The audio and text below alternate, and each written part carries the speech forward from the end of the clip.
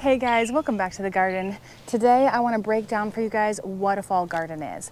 As always, with all of my tutorials, I put chapter marks down in the description so you can rewatch or skip to the part that you guys need. First, what is a fall garden? So a fall garden is quite simply just a second round of planting. So depending on where you're at, it will depend on what you can grow. But typically you plant cold hardy things in the fall. Things like leafy greens, brassicas, peas, carrots, those types of things is what you're gonna be planting again in the fall. This is very traditional. It is how our grandparents, our great-grandparents, all of our ancestors survived. It's very normal to do, and it lets you double your harvest in the same area. So you're ready to start a fall garden, but you're not sure what you can plant. We're gonna use the magic formula. The magic formula is simply your last frost date, you count back your days to maturity on the seed packet, and then 2 additional weeks. Those 2 weeks are super important. So those 2 weeks let you get your crop up to size. Because the days are getting colder and shorter as we go into fall, that's gonna signal the plant to slow down on its production and to not grow as quickly. So we have to give it extra time to get up to size. So what can you plant? Well, depending on how many days left you have in your season, if you just have a few days, 30 to 45 days left, here are some of the ideas of what you can plant. So some short season, some middle season, and some long season. And I'll put those lists up on the screen so that you can easily reference it. I will also try to figure out how to link it down below so that y'all can see these lists and these references and you can use them. Resources. There are tons of great free resources on the web and great communities you can join that will help you. Everyone in the US has Agriculture Extension Office. The Agriculture Extension Office, there's one for every county in the US. They're 100% free. They have the best information on what to grow when in your zone, in your area. They tell you what varieties, they tell you a spring plant date and a fall plant date. And my Agricultural Extension Office has master gardeners who will take questions and help you for free. All of their resources are completely free. Now, to be a master gardener, you have to be recommended to the program. It is free to become one. They educate you for free. They train you how to do all the main things in gardening. I should note I am not a master gardener yet. I hope to become one someday. But these master gardeners, part of the program is it's for community education. So you are not bothering them, you're not inconveniencing them. Most of them are cute older folks, typically retired, because you have to be available during the day, which is why I can't be one yet. But they will answer any question you have specific to you for free. I called them when I first moved in 3 years ago for help with the poison ivy that was taking over my pear tree. They have tons of really good information, and you can email them or call them. Another great resource is your free Facebook groups. So I'm in multiple gardening groups in Facebook, and they are incredibly helpful. If you're in the Waco area, there's a Waco area gardeners group. Top notch, really nice, lovely people, everybody helps. There's tons of different Facebook groups you can join. Now, if you don't want to join Facebook, that's fine. I don't know if there's other social media that you're comfortable with, but pretty much every social media platform has really good gardening groups that you can join or communities you can join that will be super helpful and give you specific tips and tricks for your area. I know in the Facebook groups I'm in, they typically post what you should be planting this week or next week and things like that, and it helps so much. All right, guys, I want to show you how to use these websites because there's a few things that can be a little tricky. This one is your most important one. This is the Old Farmer's Almanac, and you just put in your zip code right here. So I'll put in mine, and then it's going to give you when it's your last frost date in the spring and your first frost in the fall. You can see I have a very long growing season. Now for this is the most important thing we're going to use on every single tool after this. So if we go over to Johnny's, now You don't need to memorize all these. I'll have them linked in the description down below. But over on Johnny's, we're on their tools and calculators section. As you can see, tools and calculators. They have a lot of really good info. So if you're just starting to learn about gardening, this has a ton of incredibly good tools. You don't want this one. This seed starting date calculator, this is just for your spring. It opens this and you can see it says spring. It is a very good tool. You'll notice, look, it has an extensive list of your vegetables and even flowers, which is making me kind of converted to Johnny's. I've never used them before, but I've only ever heard good things. So since this is based on the spring, we can't use that. But if we come down here, notice they have a fall harvest tool. Now it's an Excel workbook. I've already downloaded it, and here it is. Now these cells, you see they have formulas in them. So you don't want to touch any of these cells. The only thing you're going to change is right here, your last frost date. So you're going to type in yours. Make sure it has the year.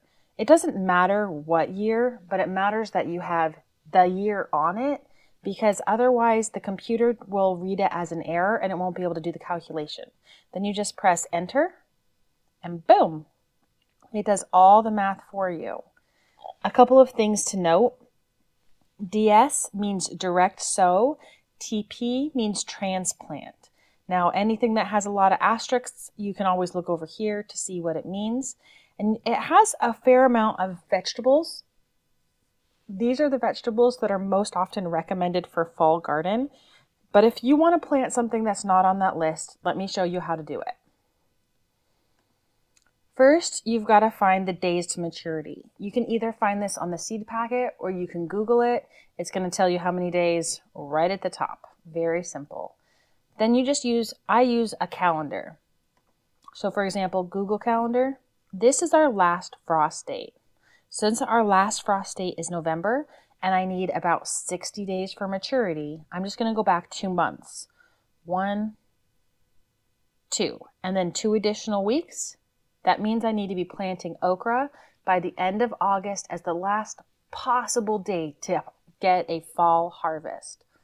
A couple of very useful tools that I have found are some extension offices. So this one's in Iowa. I'm not in Iowa, but the information is still really useful. They have this maturity guide on how many days to maturity, and they give you ideas of what to look for. So they have a lot of information on here that's super useful. And if you click on anything, so for example, you click on the pumpkin, it's going to give you more in-depth information. So these extensions are these EDU sites. See, this is an extension and an EDU at the end. Oops, that's not what I meant. Those are really, really good. This is specific to Texas, but it has some surprising information that's good for anybody who wants to grow a garden. This is good general information about how to start a garden, how to prepare the soil for another season. And then this is exact planting dates for here in Texas. I'm in region 3, and I'll show you how to find out what region you're in Texas. But there's some really useful things. I appreciate that they say not recommended in certain zones, because there's no point in you spending your time and energy on something just to find out that it's not going to be successful for you. Here's how you find out what zone you're in Texas, or what region. I'm in region 3 because I'm in Waco. As you can see, that's pretty big region sizes. They give you some really good information on what will be killed by the frost and what can tolerate the frost. They even give you specific varieties of plants that do well in our area. This is gold right here. But something that would help any gardener. So if you go down to page 9, see page 9, it's going to give you common symptoms and how to fix it, which is incredibly helpful. All right, guys, I hope that was helpful.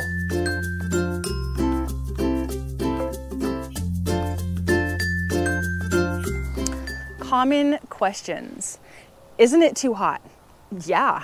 here in Central Texas, it's over 100 degrees, and we expect it to continue to be over 100 degrees every day, at least through the end of August.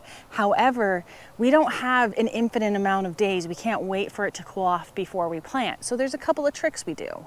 For your warm weather crops, things like tomatoes, corn, cucumbers, green beans, the ones that don't mind it a little bit on the warm side, we go ahead and direct sow those, but we typically give them some shade until they have at least 2 true leaves so that they have a good root system established, and we also give them some extra water in those early days. As we go into the cool season, we're prepared with frost cloth to protect them if it gets a little bit too cold right at the end. Then our cold weather crops that I still need to plant, so things like your brassicas, so that would be broccoli, cabbage, kale, Brussels sprouts, those are brassicas, English peas. Carrots are cold weather, but I'm not going to start those inside. But the rest of the cold weather things like your leafy greens, your spinach, your arugula, all of those types of things, I'm going to start those inside and I'm going to get those going. And typically the brassicas take a few weeks to sprout or to germinate, and then they need another few weeks to get up to size. So if I start them now in early August, they'll be ready for transplant out in mid-September or late September when the days are starting to cool down significantly, and if I add in some shade cloth, they'll be able to handle it. Are there specific fall varieties? Yes and no. So for example, when I was learning about a fall garden, everyone talked about fall tomatoes, and I thought that meant I had to have a specific kind that was called fall tomatoes. But the reality is whatever you can plant in spring, you can typically plant again in the fall, depending on how many days left you have.